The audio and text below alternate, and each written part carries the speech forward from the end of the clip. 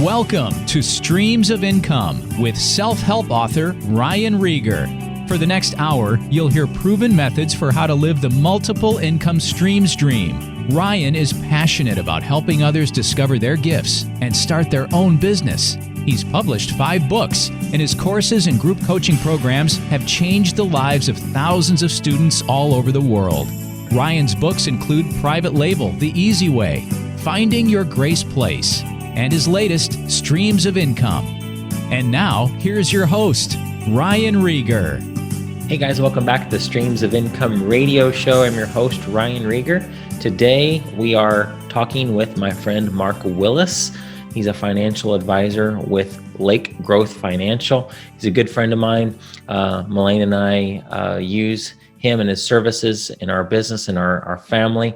He's helped us save for retirement. He's helped us with being able to be our own banker, be able to not have to borrow money from banks. We can use our own source of financing. And our money grows as if we never pulled it out. So really, really cool. He is by far the expert on this and can explain this way better than I can. But I know that many of us are thinking, where do I put my money? What do I do with it now? It's 100% safe, is not even tied at all to the stock market. And it has been a huge blessing for Melaine and I and our family. So here is my episode with Mark. All right, so guys, this is Mark Willis. He's the CEO, owner, president, big man at Lake Growth Financial in Chicago. He's a good friend of mine now. He's been working with me and our Legends group for a while. My wife and I work with him on financial stuff. Actually started working with Danny Stock, our friend, and got connected to a lot of Legends members and really helped a lot of people out. I mean, if I could boil this down, it's just a strategy that allows you to borrow from yourself and essentially fire your banker, not have to borrow credit cards, take loans. So Mark is the expert. He can explain it way better than I ever could. So I'll let him talk, but I'll interject if I feel like I can add something of value to this. Love it. But Mark, he's a mentor of mine in this area. I've learned a lot from him, and guys, I think you'll just really enjoy this, and you're going to learn something whether or not you decide to do anything about it or not. It'll be eye-opening. So, Mark, thanks for doing this with me. I appreciate it. Man, Ryan, my pleasure. Man, it's so good to start the year with you. Yeah. I can't imagine a better way to start 2021 or any year than with a good guy like yourself, someone who's making it happen and helping other people. And your heart being right with God and with your fellow man. What a way to, I used to think when you would grow up that all the fun had to stop. Oh, but no. Now I realize we get to just keep playing in the sandbox together, Absolutely. man. I love it. Absolutely. That is so cool. So true. I appreciate those kind words, man. Feel the same way about you. So I made it so that you can share if you have a presentation or. Yeah, sure. Ready to rock and roll? Awesome. Yes, sir. So just so I'm aware, we have about 40 minutes of content and then 15 minutes of Q&A. Sure. Is that a good? Yeah, that's perfect. Thinking right there. Okay, cool. Yeah. So let me go ahead and share my screen. We'll get in. So the most important slide is up first. This gal right here. But you guys didn't come to see her. Oh, no, that's the best right there. So let me get started here. My gosh, I love her hair. Oh, man, you're telling me. She's awesome. So thanks again, Ryan. I appreciate it. I think we're going to cover quite a bit of ground together today. We're going to cover a topic for business owners and how you can fire your banker for all of your business's needs. We just went through a fairly complex and pretty intense Q4 for everybody. And my hope and my prayer is it was a great Q4. And as you get right into and keep the momentum going for 2021, I hope we can talk through some strategies to make good use of every dollar that comes through your business. And I think there's a tool and a system that I've personally found very valuable. And we're referring to it as Bank on Yourself, but there's a specific way to use Bank on Yourself that helps you even do something we affectionately call the debt snowbank method.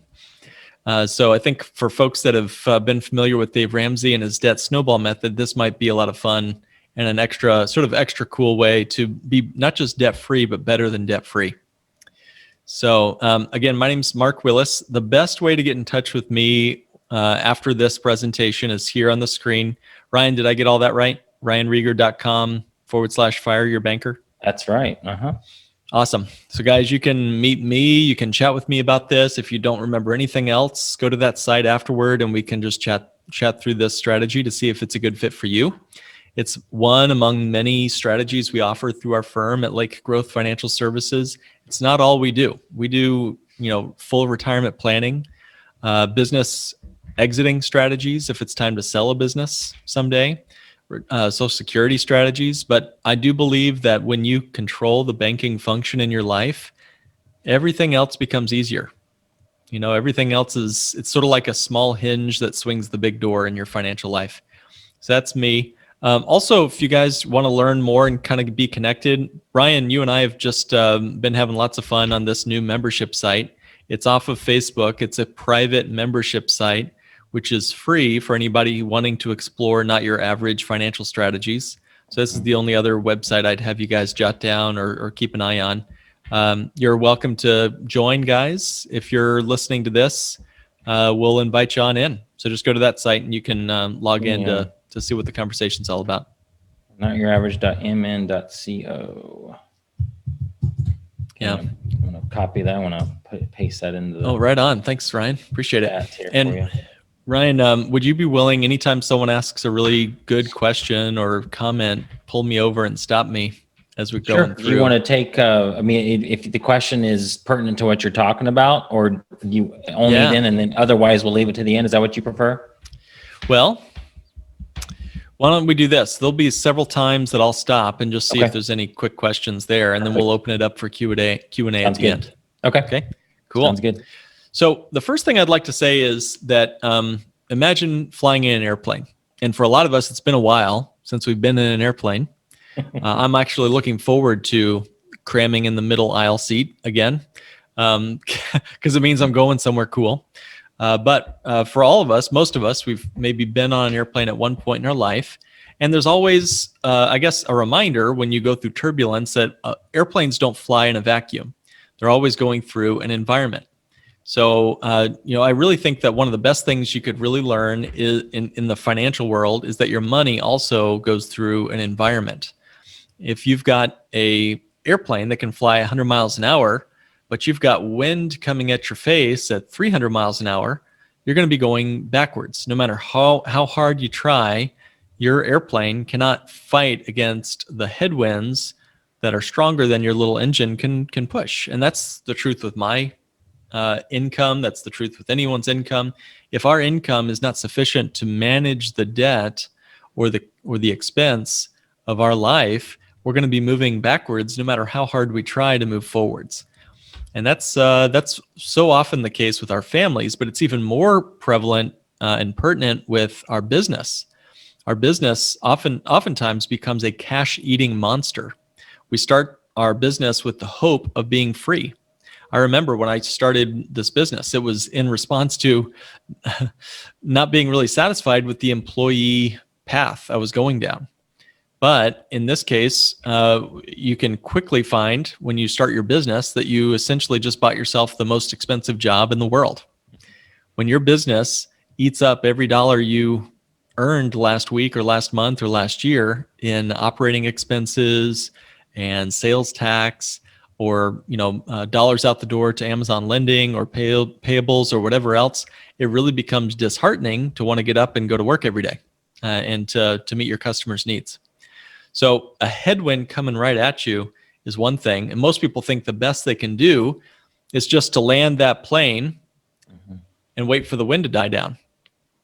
There was my buddy was getting his pilot's license, Ryan. And we drove 2 hours, about an hour and a half drive out to the western suburbs of Chicagoland because of all the traffic. We got on a little prop plane that could probably do about 75 miles an hour or so. And in about 15 minutes, we were flying right back downtown Chicago after our 2 hour drive out west. Yeah. Oh my gosh. That's the power of air flight, no traffic, red lights, whatever. Exactly. and I don't remember a lot of turbulence or wind that day, but if it had been a massive hurricane, we would have waited for the wind to die down. That's right. For sure. A little 2-person prop plane.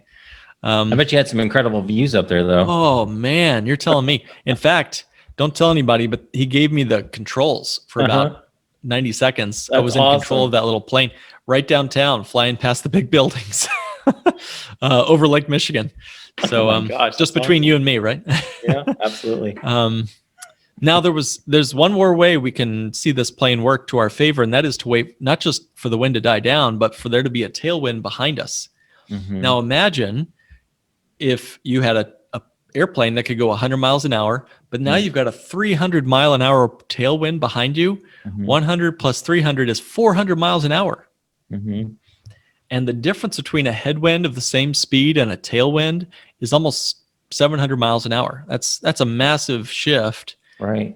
Just because of the environment that your money's living in. So when I talk about banking on yourself, I'm talking about that shift from the headwind to the tailwind. Because guys, the average American spends about 34% of their income just to service low interest debts. Low or high, but the average debt load is 34% of our income. That's including our mortgages, our student loans, our credit cards. That would include any business lines of credit, which I know can be a popular way to grow your revenue and your inventory for e-commerce. It can be a major income suck on your business when you've got a third of your business revenue just going out the door to banks, credit cards, finance companies. And then you got another third of your family's income going out the door for the same. So it's a huge drag on your efficiency as a family and as a business. So yeah, it's an almost 690 mile an hour delta when you can go from headwind to tailwind. The key is to be patient and to fill up your gas tank in the meantime.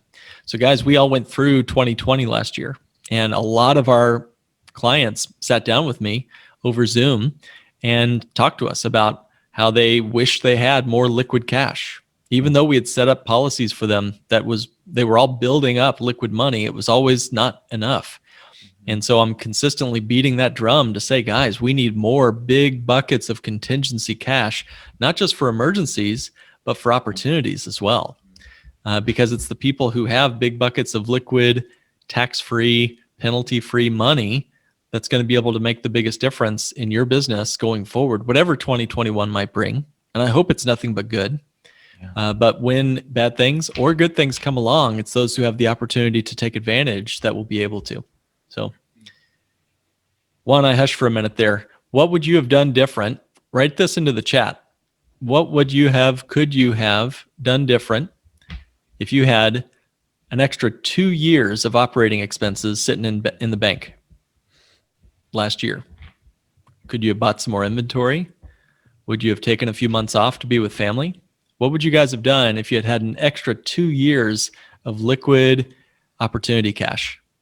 Normally I'd say go traveling, but couldn't do much of that last year. Yeah, totally. I'd say now just remember the Facebook feed has usually a 15-second delay. Roy says hire more coaches. Hire more coaches. Thank you, Roy. I'd say for those that feel a little shy, I'd say most e-commerce sellers buying more inventory, maybe expanding their team. If you have they feel more comfortable going towards a warehouse, purchasing a warehouse or renting warehouse space, or hiring employees, or hiring a VA. Those are all things that I would think. Angela, buy more inventory, more education. That's all good stuff. Yeah. I mean, there's not really a right or wrong answer there, unless you're saying like go take it to Vegas and blow it or something. But yeah, I was in Vegas in February. That was my last trip. Yeah, and I blew all my money. No, I'm just kidding. I'm just kidding. I did go to Vegas, and it was empty. The whole place was. It was like a day-long conference I went to, and that was the last time we got to fly much for a while. I expect to do some more, I hope. Have you done any flying since then? No, not because I had some flights cancel on me. Actually, we were going to go across international to Europe. It was going to be a big thing, but no, didn't happen. Yeah. It's my hope is for better times to come this year, for lots of travel and memories. What about you, Ryan? Yeah, my last trip was in San Diego for the Social Media Marketing World Conference in the very beginning of March, very like end of February, early March, and that was it. And that was like the last conference last major conference, definitely in San Diego. I think that might have been the last one. So. Wow. Yeah. Who would have known a year ago today that we'd be talking about any of this? All the more reason. Who would have known that the market would have tanked 35% and then raged back to market highs? I mean, oil embargoes and all the stuff that we went through last year. To say that we know what 21 is going to bring, it's crazy, But what we do know is that access to capital is something that has been the case, and the way others have made wealth over good times and bad. So let's see. All right, let's keep rolling here. So what if you could see your money grow at a faster and larger amount every year, no matter what, no matter who's, God forbid, sneezing on who, no matter what China's talking about, no matter who's tweeting what. If your money grew at whatever pace, a set, predictable, and guaranteed rate every year, what would that allow you to do with your business? Could you keep some more money available for your business? Couldn't you? What if you had a plan, not just for this year's Q4 inventory, but every year, and every year's taxes?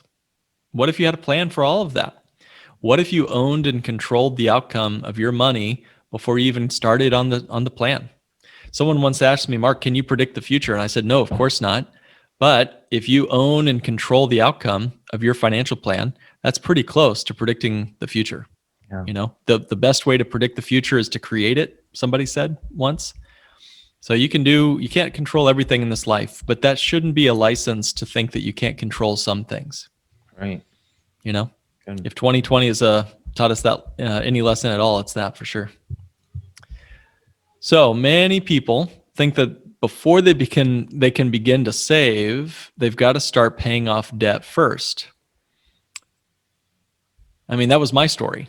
Sure. I had $120,000 of student loan debt between my wife and I, mostly my bringing it to the marriage from school. That's your contribution to the marriage. Yeah, that was my contribution to the relationship. Exactly. Yeah, exactly. So we threw all of our money at the debt. That was kind of our plan. And we never really stopped to say, is this the right way to go? We just heard it on the radio and thought that must be the right way to go. He with the biggest megaphone, so to speak, wins. But have you ever done the math on that? I had not. I was just blindly kind of doing this plan to pay off my debt. But nothing could be further from the truth. To wait to start saving until you're debt free actually hinders you. It actually handicaps you, both your business and your personal life. What if you could be better than debt free? And where is it written that we've got to be debt free before we can start to build real wealth? So, what I'm referring to, of course, is something called the debt snowball method. And it's a popular way to pay off our debts. There's some very handsome radio hosts that are very keen on this strategy, and that's cool. And it certainly helped me. But the way it works, for those unaware, there's a few steps. They tell you to list all of your debts, smallest to largest, make minimum payments on all your debts. So, let's say you've got 4 debts. You'd find all 4, you'd list them in order of smallest to largest, and then you'd go after the smallest debt first, or maybe the one with the highest interest rate, but you'd go after the smallest debt first and attack it with all your extra payment that you can. Okay. So you throw that highest possible monthly payment toward your smallest debt until it's paid off. Take that monthly amount you used to pay off on the previous loan, now apply it to your second smallest loan until it's gone, and then you repeat over and over and over again while keeping only $1,000 in your savings account. Now, Ryan, what could possibly go wrong with that? And driving down the road, my car blows the engine. Yeah. More than $1,000. Your metaphor of the road is exactly right. Yeah, I mean, that's actually a really good metaphor for. At least you still have that credit card that you paid off, right? Or maybe right. You could put it back on there and you're back in the hole again. Actually, doesn't he teach to cut them up? I think. He does. Yeah. Yeah. Yep. Man, I don't, guys, I know that there's so many different views on this, but I love my credit card points. As long as you pay it off every month. I've taken trips. Well, we have taken trips overseas with credit card points. So Yeah. Yeah. I know that, Awesome. but if you like can't be responsible with it, if it's going to like cause you, a whole bunch of stress, or you're going to get deeply in debt, then yeah, credit cards aren't a great thing. But if you can use them responsibly, I know people in our community even then use them to buy inventory, and that maybe they even get a card that has like 0% interest, and they'll buy inventory on that and just make sure it's paid off before it comes due. So just be responsible with it. But I love my credit card points. Great. Yeah. If you can get the free mileage, the free t-shirts, and use the card for your advantage, that's awesome, man. That's awesome. That's the key. If you can use them to your convenience rather than the banks and credit cards using you for their convenience, now we're talking freedom.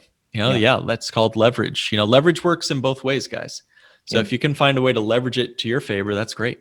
While keeping, now, Ryan, I would say, I don't know about you, but keep enough cash on hand to wipe that credit card out just in case something happened, right? You're not waiting until Thursday night to pay off that credit card due Friday morning. I assume you've got cash ready to rock and roll, and that's the right way to do it. That's awesome, man. Good. So, guys, what if there was a better way? What if you had more than just $1,000 for that emergency fund, for that flat tire that Ryan was just talking about? So here's something we have coined the phrase, the debt snowbank method. The debt snowbank method. And in this case, in this strategy, you don't just pay off the debt. You don't just pay off the bank. You actually, not literally an FDIC insured bank, but you can become the functional banker in your life. You become the banker to yourself. Now, what's better than being debt-free? Being the bank is better than debt-free. And it's a mindset shift. It's the shift from a headwind to a tailwind. If all you do is pay off your debt, you just waited for the wind to die down. But a tailwind is really where you become the banker. It's like financial judo. You take the opponent's force and you use it to his disadvantage. So buy back, don't just pay off your debt, buy it back from your banker. Buy it back. Keeping yourself liquid all along the way. So this is where we really think you can provide some more financial sanity in the debt payoff strategy. So here's what it looks like in very simple steps. The debt snowbank method for paying off your debts. You still want to start by listing all your debts, either by smallest balance or smallest interest rate, whichever one you want to choose there. And then you go after all of your minimums on all your debts. So no change so far from the debt snowball method. It's popular on the radio. You still currently pay all of your debts. You don't go behind on your debt. Staying current on all your debts is good for your credit score. It's good for lots of things. Good for your dinner. You're not getting calls at dinner time. But anything extra that you don't have to service on debt goes to, instead of paying off the debt directly, we're going to put all that extra cash into something we call a bank on yourself type whole life insurance policy.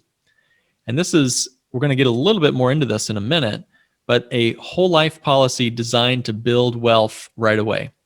So this is not a high commissions, high death benefit, expensive whole life policy. No, this is a lean, efficient, cash accumulating financial vehicle. It's been around for hundreds of years. It grows on a guaranteed rate. We're going to talk more about this later, but you build up all this wealth inside the whole life contract instead of just paying off your student loan companies or credit cards or whatever. All right, what happens next?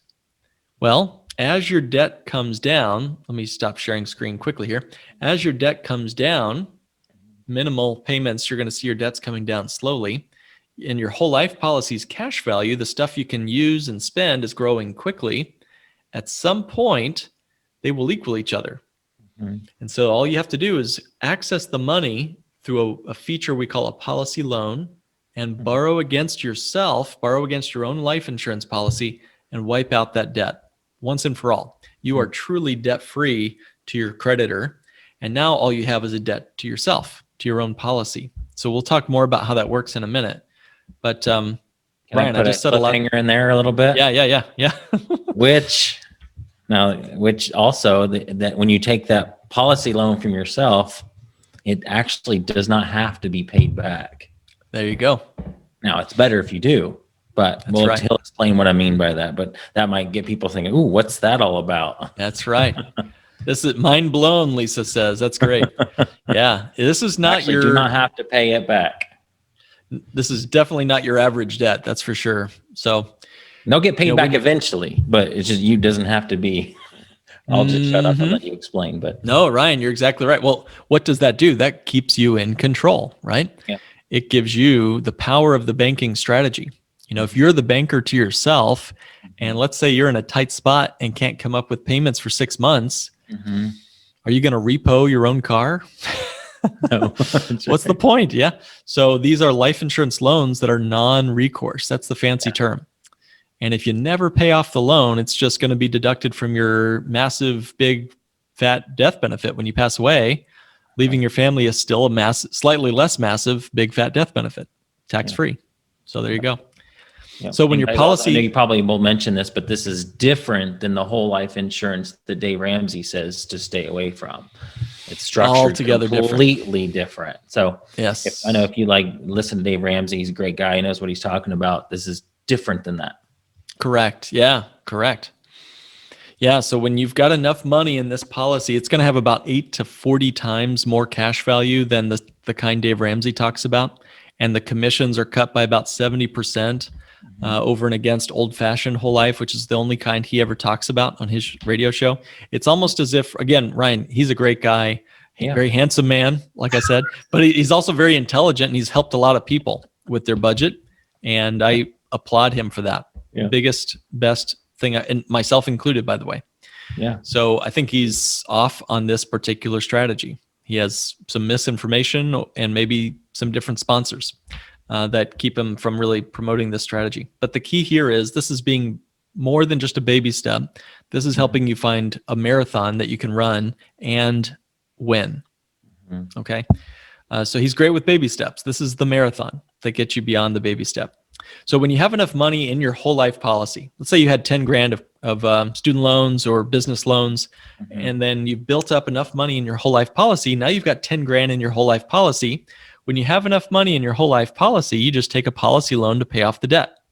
And then Ryan, this is the crazy part, mind blown part. When you borrow against one of these policies, not only do you have complete control over how you repay the loan, but your policy will continue to grow as if you never took the loan out. Yeah. So I'll say that again. If you've got $10,000 debt of student loan debt or whatever, and you've got a policy that you can borrow 10 grand out of, and let's say you do that, you borrow from the $10,000 to wipe out your student loan debt. Well, your policy is still earning guaranteed cash value increase plus dividends on the entire $10,000 as if you never touched a dime of the money. Yep. Now, to me, that is an incredible way to overcome the problem of paying cash for things. Yeah. Whether I'm paying cash for my car or paying off a debt or Q4's inventory, these are ways to overcome the problem of, the fancy word is opportunity cost. Yeah. Okay. So take a moment before we move on, guys. What questions do you have? And at least write them down on your screen or your notepad, because we're going to come back to this in a little bit. And if you want to chat one too, that's fine, but we will be diving into how that works. Any other key points, Ryan, that we should make before we move on? Okay, I know I'm already going to have to watch this multiple times. That's totally fine. The replay will be available. I don't know if you want to tackle this now or later. Patricia asked, what's the interest? Okay. Hold that thought, because we're going to show some real examples, and that'll probably make sense. Let me finish up this infographic here, and then we'll move on. Any other questions? What debts do you list? What debts do you list? Do you include? So yeah, I'm going to read those out since people on Facebook can't see the Zoom. So Greg asked, what debts do you list? Do you include your cars, house, or personal debt? Well, that's a personal decision each person can make. I have some clients that just cover all their consumer debts with this strategy. Okay. Other people use this to pay for their taxes every year. Great way to pay your tax bill if you have a big tax bill. I have other clients that they are using it to pay off their mortgage in the next 5 to 7 years. A 30-year mortgage could be paid off in the next 5 to 7 years using this strategy. If you want that. Some people don't They don't care to pay off the mortgage. They'd rather keep their cash liquid. But that's some ways you might use this. Okay. Great questions. So last question, once you've paid off your debts, it's time to celebrate and start some more policies, that way you never go back into debt ever again. What this allows us to do, guys, is it allows us to, one, build up an asset right away. The most important asset in your portfolio is right here on my watch. It's time. Time is our biggest friend or foe, villain, depending on how we use it. So if you start saving today, it's better than if you start saving tomorrow. And the best way to pay off your debt and start preparing for the future is to use the debts no bank method, in my opinion, because it allows you to build an asset right away. Even when you access the money, it does not stop the growth. Tell me, when I spend money out of my checking account, savings account, how much interest am I now earning on that money I took out of the savings account? Here, I'll give you a clue. It looks like this. Yeah. Zero. Zero. So this gives us additional wealth in our retirement. It gives us increased flexibility while our debts are being paid. Okay. So if I need to skip a few debt payments or whatever, I can borrow from my policy to cover my monthly minimum payments if I had to. In fact, I've got a ton more liquid money for my emergencies than the debt snowball method suggestion of $1,000. Let's say it was the month before I paid off my student loans, and I've got $9,000 in my savings in my policy, and my student loan payments are like $100 a month, and I owe 10 grand on it. Let's say I get disabled, God forbid, or I got really sick, or something else happened. My wife or family member got really sick. I've got $9,000 that I can spend as an emergency fund to cover travel, whatever. But if I had been given all that money to snowball method, paying off student loans the old-fashioned way, I don't think Sally Mae and her cronies would be willing to give me $9 grand to help me go travel. Okay. So it's a great way to keep yourself very liquid when you're covering a debt and keeping you safe in the midst of all that. Okay. And then Ryan, you already mentioned you control the repayments of policy loans you take from your policy. So you're in complete control. You want to skip a payment or a year of payments, you're welcome to do that with these policy loans. Any comments, thoughts before we move on, Ryan? Questions, or we can save those for later. Okay. If you want yeah, good stuff. I don't know. This is just, I know people are going to have to might have to watch it a couple times to understand it, but we'll do our best to make it understand. At first I heard this, is like, oh my gosh, this sounds too good to be true. And when you think about that, it's, can't be good when you hear that. Yeah. But guys, we've had our policies plural for a few years now, and it's awesome. I love it. Callan's got a policy. Melaine has a policy. I have 2 policies. So it's awesome. There are, I would have said the same and did say the same when I first heard this strategy. It's got to be too good to be true, Right. So here are some of the downsides and considerations. So good timing, Ryan. This next slide here. Guys, it does slow down how fast you could pay off your debts.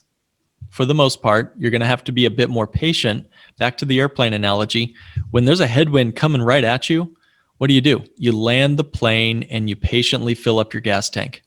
Okay? You wait for the wind to change. If you've got a headwind coming right at you, there's no sense in trying to push against that headwind. You land your plane and you wait for the winds to change, and they always do. So what do you do in the meantime? You land that plane, you fill up your gas tank. That's what I mean when I say fill up your gas tank, means pack money into policies. Okay? So insurance costs will slow down. It took me an extra 9 months to get totally student loan debt free.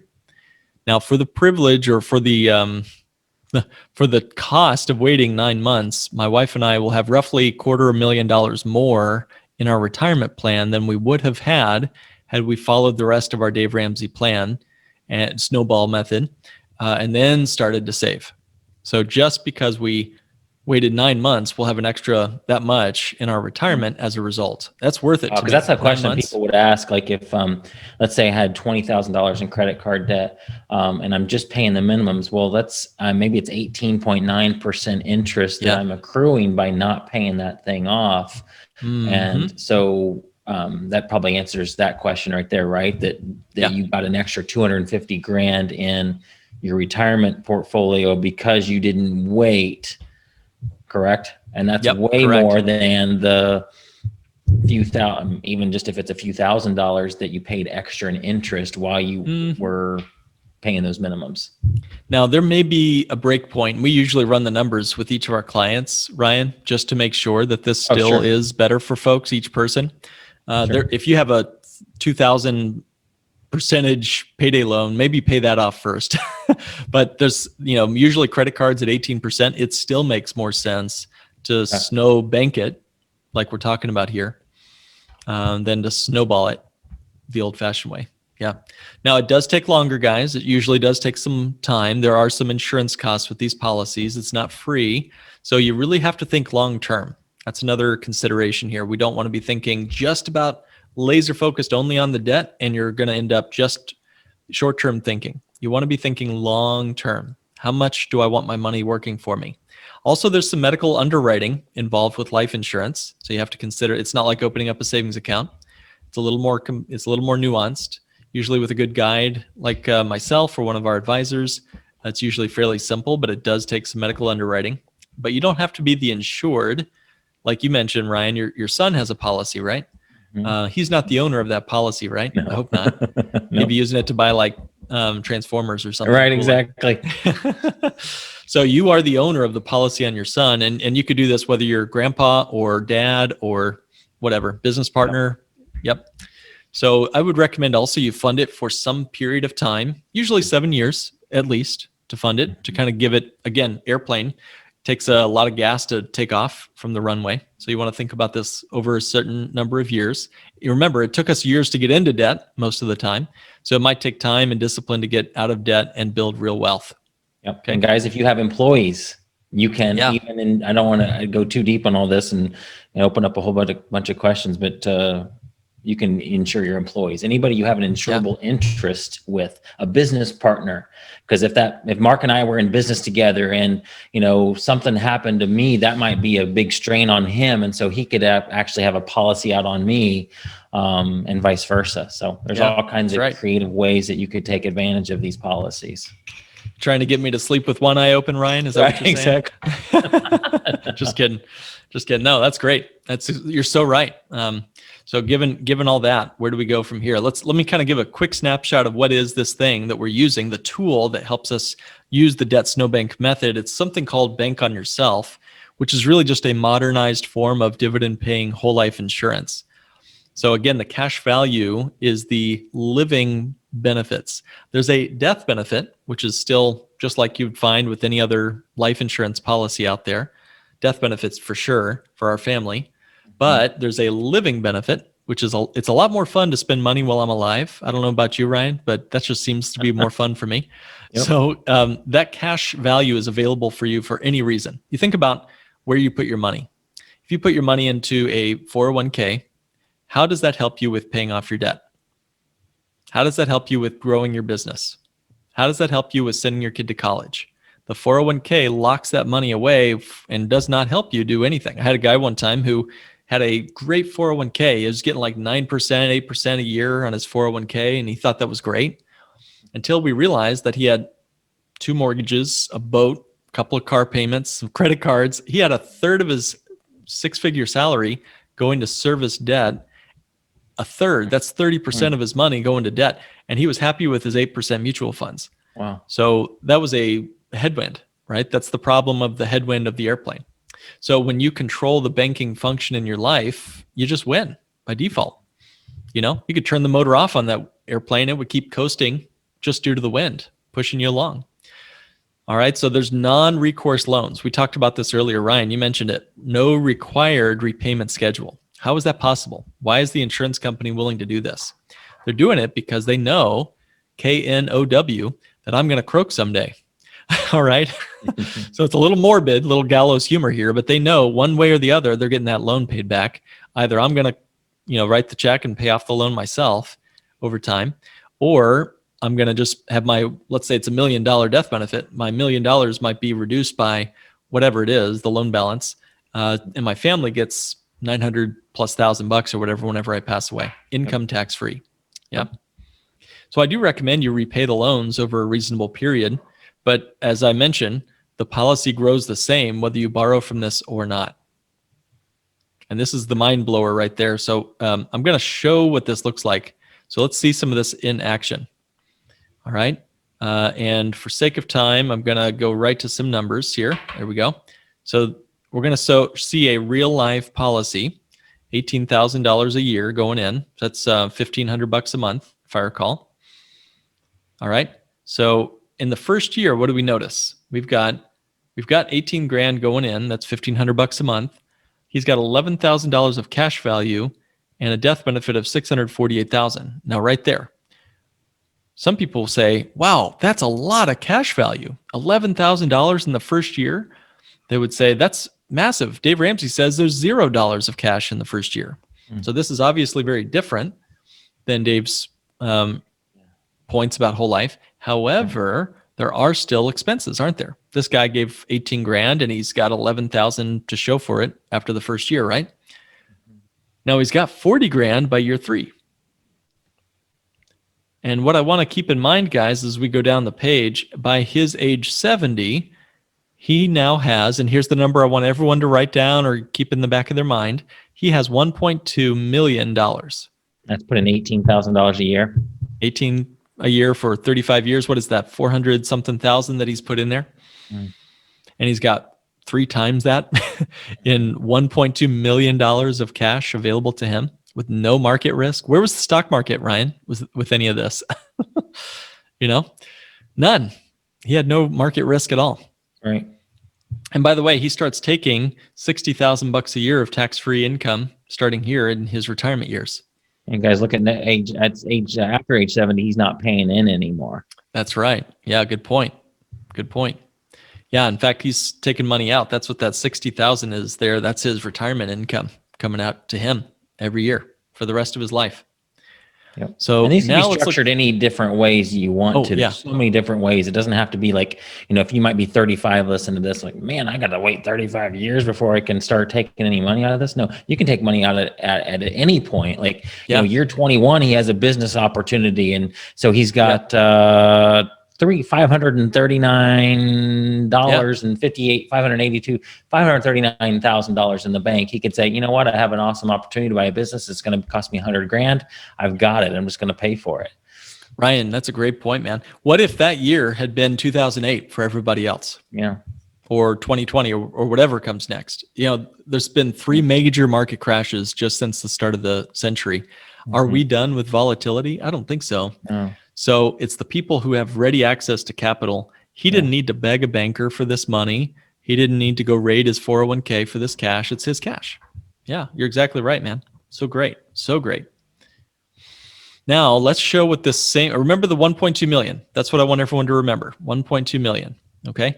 So now the same guy is going to take some money out. You don't have to wait until you're, what'd you say, 35 years later when he's 70, right? Yeah. Right. So here's that exact story. This person here takes loans to pay off. In his case, he was investing in some real estate, but it could be just as easily be inventory for your e-commerce business. It could be paying off mortgages on your rental properties. It could be paying off your old student loans that you have, really anything. So this is the snow bank method in action. So in this case, he takes out $35,000 every 5 years and pays the loan off over his own schedule. His loan repayments being done on a monthly basis, and he pays that loan off. And to answer somebody's question, somebody asked interest rate. If you did the math here, the APR on this loan is about 1.9%. That's pretty cheap. Yeah. Pretty cheap. 1.9%. And yet the cash value is growing at much more than that. So you have, does anyone know the word arbitrage in your group, Ryan? Anybody know that word? A little bit, yeah. Everybody probably knows that word. So arbitrage works in the financial world where you get a spread. Your policy is growing compounded on the entire cash value, even though you've borrowed against it, even if there's a cost to borrowing this money at 1.9%. I'll take it. I'll take it. If I had to spend $1,000 to get $10,000 of growth, that's still $9,000 to the good. And so again, what was that number I told everyone to remember? 1.2 million. 1.2 million. So even though he accessed this money 6 different times over his lifetime, he still had an uninterrupted growth system working for him at the same time. The wealth was not interrupted. Wealth was not interrupted. Yep. And Ryan, you're exactly right, man. There's a million ways to design this. So pay no attention to this guy's age or his numbers, like his contribution. I've had folks talk to a lady today. She's starting at $300 a month. Mm-hmm. Another guy did $3 million a year last year. $3 million a year going into one of these policies. So it's all about what you guys can contribute. In fact, let me show you one more quick example, very quick. Here's the same story of someone who's in her 60s, but she didn't have years and years and years to wait. But she did have a lump sum of cash. So she had one lump sum she wanted to put in. She had $211,000. And this is the only contribution she'll ever make to this policy. Ryan, can you see that? I know it might be small. Yeah. Can you guys see it on your screen? Mm-hmm. Looks okay to me. So in the first year, she put in $211,000 and never had to put another penny in ever again. And she immediately had $196,000. She used it to wipe out a rental mortgage. Mm-hmm. But you guys could do this for any other reason too, paying off your debts or investing in your business, whatever. Mm-hmm. Do you have people, Mark, that clear out their 401ks and open these up? We do, yeah. It's everyone's decision to do that because you would be taxed. But you know what? You're gonna get taxed anyway. Here's the example I kind of used earlier. Someone said, "Hey, well, Mark, my 401k is tax free." And if it's not a Roth IRA, it's not tax-free, it's tax-deferred. Big difference. When the bartender gives you free drinks on the house, that's really free. But when they just give you drinks, the bill is deferred. So you're going to get that bill. It's just a matter of it hasn't come yet. And the same is true with our 401k. So Ryan, long answer, man, but yes, folks do that. Okay. All right, keeping an eye on our time. Why don't I hush here and just kind of talk about some of the ways we could use this. So guys, there's lots of ways you can free up money to fund policies, even if you don't think you can do it. Maybe it's from your tax refund you're going to get this year. Maybe it's the stimulus check. Maybe it's PPP round 2. Maybe it's an old money market account that's just kind of souring at 1% in a money market somewhere. Mm-hmm. There's all sorts of ways you could structure a policy to make it work. I had no idea that I could redirect my debt payment to build real wealth until I sat down and talked to a professional who showed me the way. Okay. So no two policies are alike. I just showed you two very different ones, 60-year-old and a 35-year-old. If you want to find out what your results would be, just give us a call, give us a shout. The best thing to do is to go to Ryan's landing page, which is ryanrieger.com/fire your banker. Yep. Now you see why he calls it that, fire your banker. So there are no two policies that are alike. And I would say this too, you don't want to end up with someone who just Googled it. There's 400,000, Ryan, I just learned this the other day. There are 400,000 life insurance agents in the United States. Wow. Can you believe that? Oh my gosh. So if you needed brain surgery, heart surgery, whatever, some important surgery, would you, and there were 400,000 brain surgeons, would you just pick any of them? I just go down the list. Ooh, I like his name. What do you call a doctor who graduates last in his class? Doctor. So you don't want to work with someone who just Googled this and says, "Oh yeah, I can do that for you." You really want to work with someone who makes this their specialty. And we're among one of the 200 only that have been called Bank on Yourself professionals. And so, I think that's really one of the key things to take away here. Work with a Bank on Yourself professional. If you don't like me, you don't like Ryan, that's fine. Just look for someone who has the credential Bank on Yourself professional. I hope you'll work with me and Ryan. But, the best thing you can do is go to Ryan Rieger's site, ryanrieger.com/fire your banker. Did I spell that right? I hope I did. Yep, that's good. Guys, there's just a link on there where you can schedule a 15-minute phone call with Mark or one of his team to go over your situation, because it's totally different. Everybody has a different situation, different stage of life. You may be able to put a couple $100,000 down one time, or more like what Melanie and I did, which is a lot less than that. We did a lump sum as much as we could, and then are doing some monthly, but it could just be a couple $100 a month. So whatever your situation is, can be totally different. You can still reap massive results. And guys, for some of you that are like, man, I still want to earn my credit card points, well, you still could. So let's say that you had an opportunity to buy some inventory. That's $10,000. Well, go put it on your credit card, earn those points, and then before, you usually have 30 to 40 days before that bill is due, take a loan from your policy and then pay off the credit card. So you can kind of earn both. We call it double dipping too in this business, because you guys are all, those of you that are selling online, you're making money on your inventory, plus you're making money on the money you used to buy the inventory. So it's amazing. And you can earn credit card points as well. And some of you guys know how to earn rebates. If you're doing online arbitrage, you can earn that couple % from your credit card, or maybe points from Honey or Ebates and Mr. Rebates. And there's just so many ways to earn money from the same cash that you put into your policy. And for those of you that are a little bit confused, maybe, we look at this as almost a savings account. It's very liquid. It's not as, usually takes 7 days or so to get money once I request it. So it's not as fast necessarily as going down to your bank. So you may have to do a little bit extra planning if you need that money in a certain time period, but it's pretty liquid. And it's to us, it's just a savings account that we have access to that pays a whole lot better than a savings account. Mm-hmm. Mm-hmm. All right. Very good, man. So good. Yeah, you're so right. It's not your debit card. It's not your quick cash for the side of the road. If you're on the side of the road, still have a regular bank account for that stuff.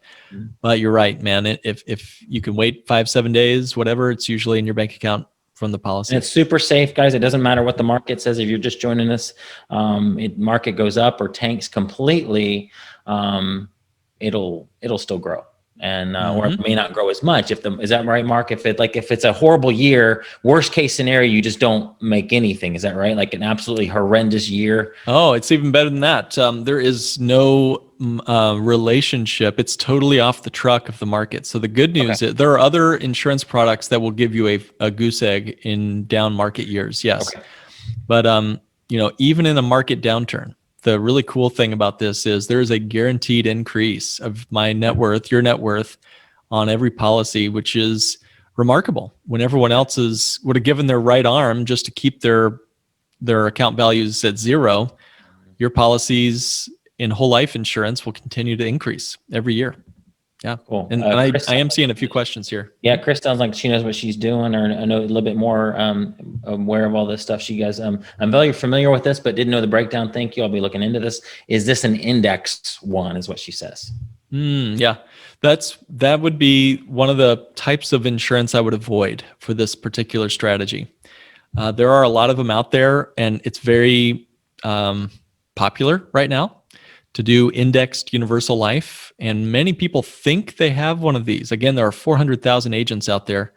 Many of them are selling, and I hate to use that word, but that's kind of what's happening, the promises of the indexed life policies. And I would not recommend indexed universal life for this particular strategy. Every tool has its use, but I wouldn't use it for banking. Get some questions here. Quick one. Patricia, can you explain how it grows? What kind of interest does the policy make? Patricia, great question. It's built on the actuary. I'm going to get a little wonky, but the actuaries at the insurance company guarantee a certain increase of your cash every year. Think of it this way. They have a liability to your family. Let's say your death benefit was $1 million. All right. They have to give that family $1 million someday. Now they're thinking, okay, every year, Mark's getting older. He's more likely to go on the wrong side of the grass. So I have to come up with lots of funny ways to talk about it. Love your analogies. Okay. So I'm going to graduate someday. So they know I'm going to likely go some point. So give Mark a higher number to walk away this year than last year. Guarantee him that he can walk away with a larger number. And that's why they give us that guaranteed increase. It's built right into the contract. There's no market risk because it's a contract. Now it grows at a conservative basis. And I would not do this for investments. That's what your business is for. Okay. So this is supposed to be like a cash equivalent in your portfolio. It does a middle single digits. And to answer somebody else's question, there's no tax due if we design it correctly. So it's a tax-free return of somewhere around 4 to 6.5% is what I've found over the last 50 years or so. So what's not the savings account right now? 0.25 or? Oh yeah. I don't know. Show me that one. That sounds pretty good right now. I don't even know what I know. It's like way less. That sounds pretty good. Yeah, you're right. You're right. It's pathetic how small savings accounts are paying. But guess what? Banks, what are they doing with my money? They're loaning it out right after I deposit, you know? Okay, so you answered the question about the tax implications that Greg had. Now, that was when we were talking about the 401ks. So maybe in case he was talking about the tax implications of pulling money out of your 401k, there would be tax, you would be taxed on that money. But the policy, no tax. Think of it this way. If you have to choose with a 401k and really all your money, do I want to be taxed on the seed or the harvest? Because every financial vehicle either gets taxed on the seed or the harvest. So I can't answer, everyone's taxes are different. I'm not an accountant, but if you could choose, if you believe that taxes are going to be higher in the future, 30 years, 10 years from now, whenever you're going to retire, doesn't it make more sense to pay your taxes on the seed and let your harvest grow and be available to you tax-free? If you think taxes are going to be higher, okay? Even if you think taxes are going to be the same, wouldn't it make sense to keep some money out of your locked away 401k and get that money working for your business? That's just my non-accountant thoughts about taxes. Yep. Well, that's good. So you kind of answered Melanie's question. What's the interest earned versus the interest on the loan? You said 1.9% approximately on the interest on the loan, and the interest earned between 4 and 6. Correct. Yeah. And that's not just a spread of 3 or whatever that would work out to, because recall, your policy is growing at a faster rate on a larger number every year. It's 5 whatever percent over time. But as you're going down that spreadsheet, if you go back and look at those slides, he's getting, massive increase, several $100,000 of increase in the later years of his policy. Yeah. But he's only paying $3,000 of interest on the loan, because of that spread, it grows every year. Yep. Dwight asked earlier, can you insert cash directly from a business to utilize in this method, or does it have to be personal money? Great question. Yeah, you can. I do business owner policies all the time. A gentleman who's wanting to set up an asset on the balance sheet of his business. By the way, it's a great way to make your business more sellable. If your business has several $100,000 on its balance sheet inside one of these policies, and you say, hey, Mr. or Mrs. potential buyer of my business, I've got all this inventory over here. I've got this brand private label over here, and I've got $250,000 of cash value life insurance that my business owns. And by the way, when I die someday, you'll get $1 million. That's a great selling point for anyone looking to buy your business. So yes, absolutely. And by the way, it's a line of credit to your business when banks won't lend you any cash. Okay, Gene says, we got a policy 1 year ago from somebody in Vancouver, Washington, been paying $250 monthly. We are 76 years old. Is there more we need to know or do? Well, if you are working with someone who is calling himself or herself a bank on yourself professional, you've found the right person. And they are all over the country, the United States and Canada, by the way. So if you're watching this on the right side of the fence, then first of all, leave some room up there in Canada for us.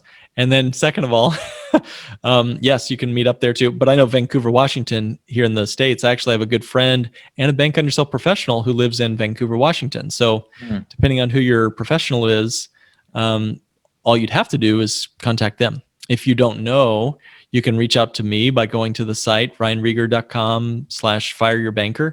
And we can look at it together, look at the policy together to confirm if it's designed by the right company in the appropriate way, where you're able to get growth on your money every year and borrow against it, all the things we talked about on our webinar today. Okay, Matthew, what happens if you're not healthy enough to get life insurance at a low rate? You can be the owner of I had a gentleman who had open heart surgery, like earlier in the year when I met him. That makes you uninsurable for life insurance. But he was so passionate about this, he got a policy on his wife, his adult children, all of his grandkids. He owns 12 whatever policies, and he controls the cash in all of them. And someday he'll leave them all to his family, his wife, and then his kids. But for the time being, he's created a family banking system. And he he's the kind of guy who pounds the table when he talks to you. And he's like, you better not ever see my kids going to get a car loan. They're coming to me.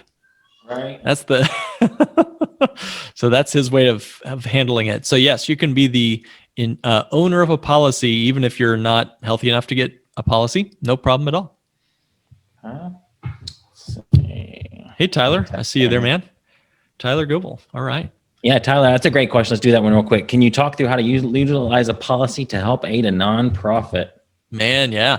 There's That's a fun one. we have a whole nother PowerPoint I could do on this one. We did a YouTube video on how to do charitable banking, Ryan, and be happy to share it with your group someday. But we know we think about, so we have such short time horizons. I do anyway. I'll speak for myself. But if you can live beyond yourself and think about the causes and the missions that are important to you today, why should those causes and missions and charitable works, why should they suffer? If you're a donor to their cause, why should they suffer just because you forgot to wake up this morning? Right. That's a great way. Life insurance, what a great way to multiply your mission. You know, your values are more important, I would hope, than your meat and bones. You know, so find a way to multiply your mission. Lady who gave a policies, she owns the cash, she owns the policy, she can use it for her retirement needs, but the death benefit was left to a church, urban Chicago church. When she died a few years ago, that was a lifeline to that urban downtown church, which gave them $750,000 that kept them going, for years. It's a great way to do it. But in the meantime, you can also give a policy to a nonprofit and they can use it. You can donate the policy for the nonprofit. Okay, that's enough for now. That's good. No, Julia, that's great. Thank you, Julia. I love talking about that. Brian, how would this benefit your kids if you put $1,000 every year towards a whole life plan for them? Yeah. Okay. We got so many great questions. What a great, cool group, Ryan. The Legends crew are the coolest ever. So, we got a couple options, right? You can put money into a 529 plan or a college savings account for your kids, and then it's locked up. And if they decide to follow you in the way of the entrepreneur, like many here are going that route, then that money's locked up for good if they don't use it for college education. Meanwhile, if you had a policy, you could be packing money into one of those. In fact, we just did a video on this, actually, funny enough, on life insurance for kids. And we talked about what you could do with it if you funded a policy instead of a college education, what you could do with a policy for your kid. So my thoughts, my hat off to anybody thinking about their children. I have a policy on my daughter, and I'd recommend it, guys. It's and you've got one on your son. We do, yeah. Ryan, it's only $200 a month, so we probably could, maybe talk to you about whether that's enough or should do more. Or that's why in the world would you do that though? I mean, why put a policy on a kid? He's, that sounds crazy for most people to think about. What was important about that for you? Well, I mean, it's just it's a way to give to him, and I don't even remember what the numbers were or the chart, but looked pretty impressive because we started when he was 1 year old, and the amount of money he'd have when he's 70 was crazy just from that $200 a month, which is nothing really. Yep. So just it's instead of doing the college plan like you were talking about, and if he wants to go to college, cool, he can pull it out of that policy. Who cares? It can be for anything. Man, love it.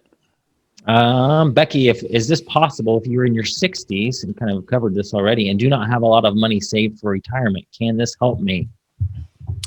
Well, I would say, it depends on your situation. If you don't have I don't know every detail about your financial life, of course, I would say make sure you've got a little bit of cash in the bank for emergencies and other things. Once you've got that and you're living within your means and your budget is okay and you've got more money at the end of the month than you're spending on the essentials, of course, then I've had folks even in their 70s start these policies at even just a little bit a month. And if you fund it for a few years, it's a good solid bucket of money, because guess what? Emergencies happen no matter what our age, no matter if we're retired or not. So having some sort of liquid money for those emergencies or inevitabilities. I should mention this too.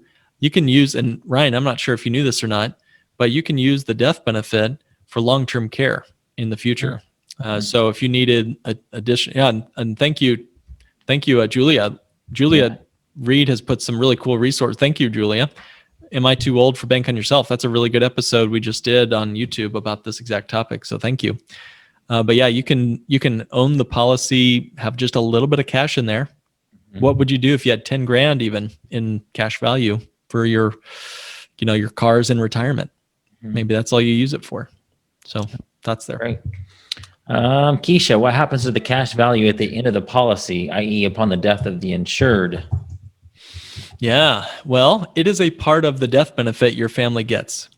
So when you started a policy, I'll try to keep this simple because we're not looking at a lot of numbers, but old-fashioned whole life, the insurance company would give you the original death benefit and keep all of your cash. That's not cool. The modern form, the kind we're talking about today, they call it Bank on Yourself type whole life.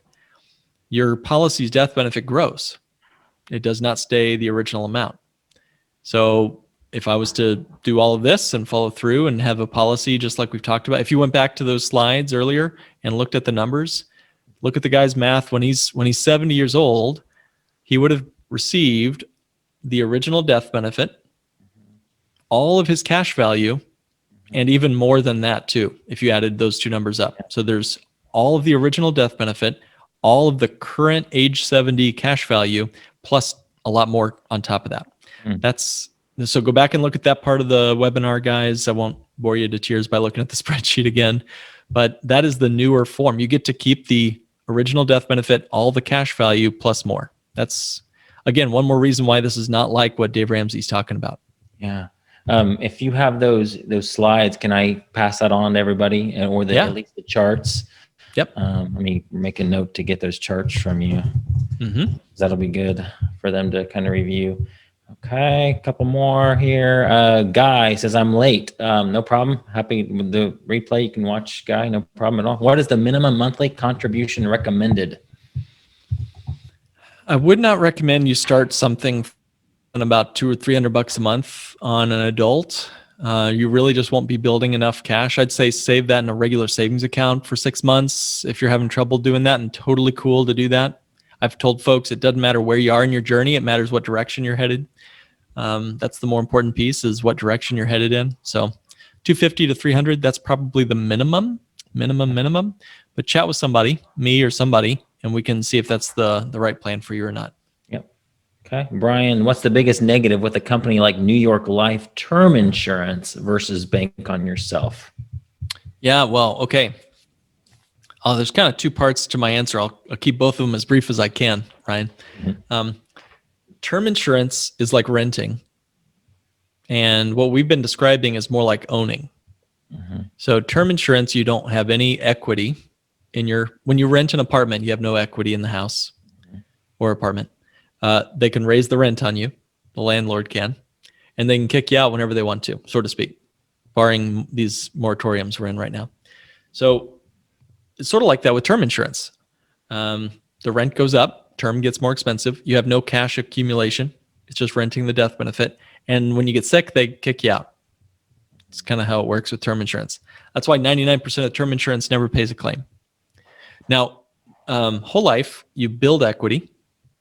It doesn't get more expensive. In fact, watch the expenses, get absorbed by the increase of your cash and go away.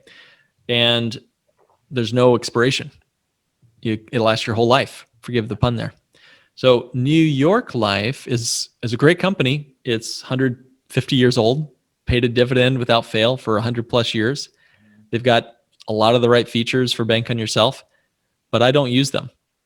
Just to be very frank, since you brought them up, I'm not advertising for any company today because we're independent. We work with any company. But New York Life has a major problem with one feature of their policy, which makes it a deal breaker for me.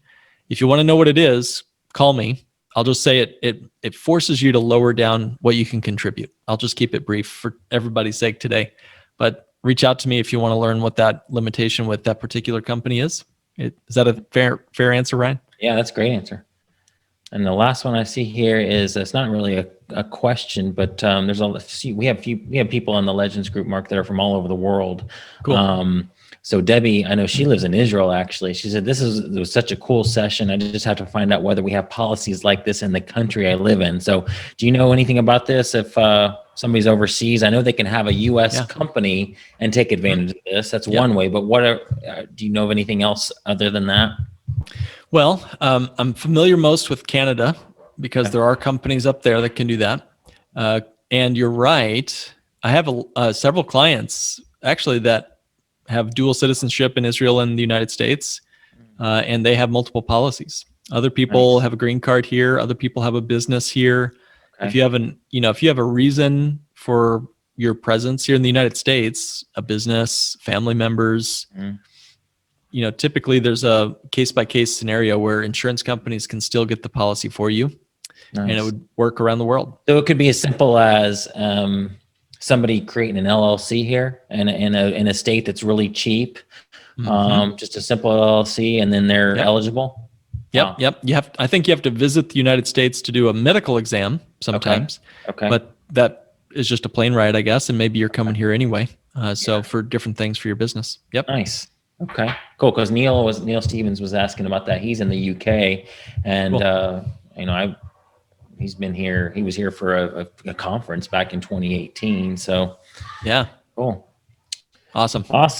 I'll let you guys go. Mark, thank you so much for doing this. This is a lot of people interested in this. If you want to go further, feel free just to book a free call with him or his team. It's ryanrieger.com/fire your banker. There's no pressure. Mark's one of the coolest guys to work with.